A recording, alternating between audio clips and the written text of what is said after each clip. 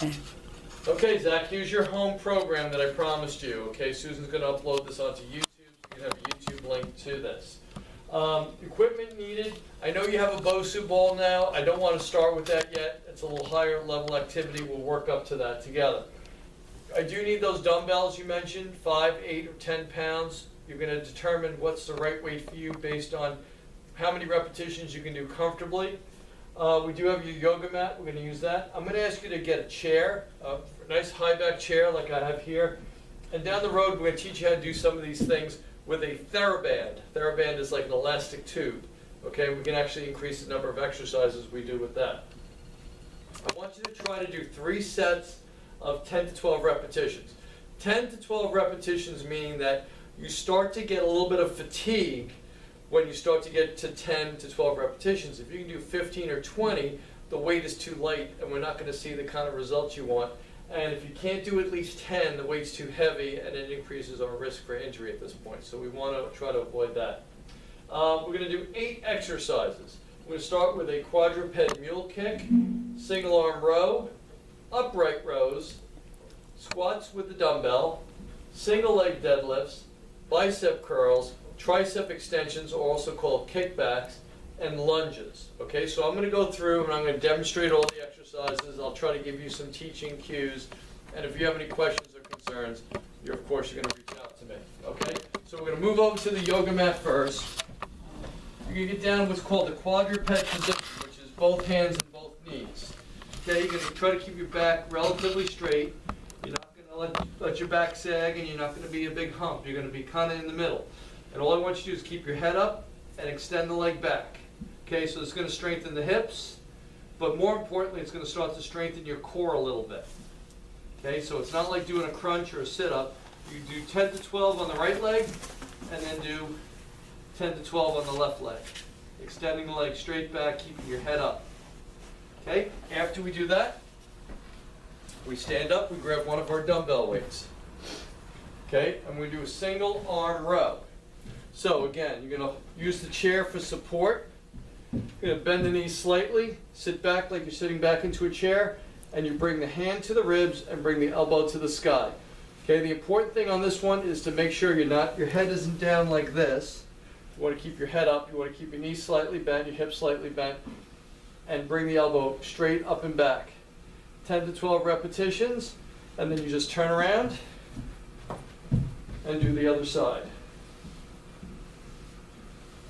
Okay, so that's going to strengthen your upper back, and it's also going to start to work on the legs a little bit. The next one is a single arm row. Not single arm row, double arm row, upright row, sorry. Okay, remember we talked about keeping the chin tucked, staying up nice and tall, lifting the elbows, and then the hands will follow. You want to trace your body. You want to keep the weights close to your body. You don't want to come out here. Straight up and down.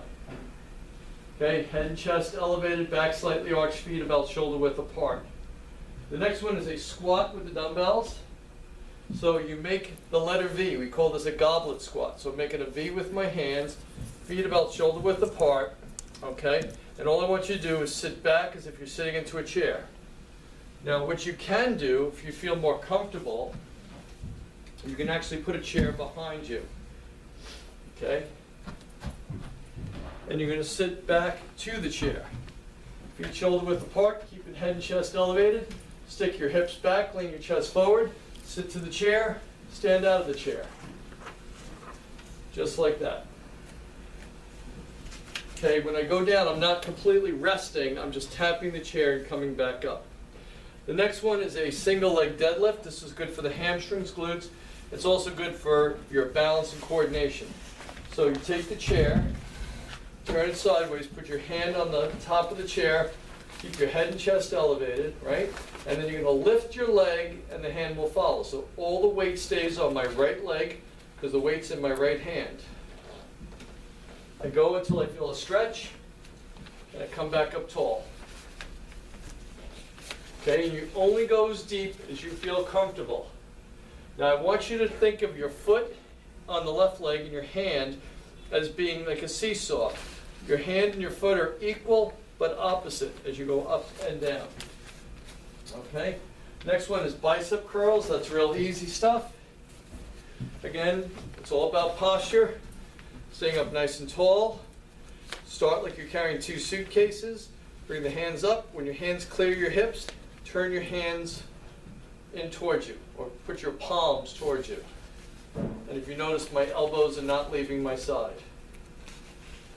Okay, nice squeeze in at the top. When I say squeeze, I'm talking about squeezing the bicep in at the top. And it's very important the elbows stay down and back. We do not want you lifting your arms up, because as soon as you lift your arms up, the bicep turns off and you're no longer exercising your bicep. Okay, next is tricep extension.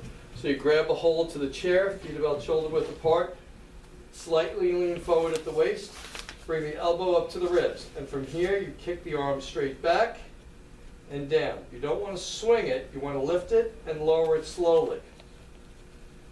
Just like that. And then you do your 10 to 12 repetitions, and you turn, face the other direction, slight bend in the knees, lean forward, elbow at ribs, kick the arm straight back.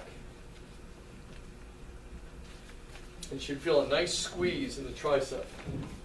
And last but not least, a little bit of balance, coordination, a little bit of strength training for the legs is just a simple step back lunge. Stay up nice and tall, take the right leg, step back, land on the ball of your foot, and then come back, feet together.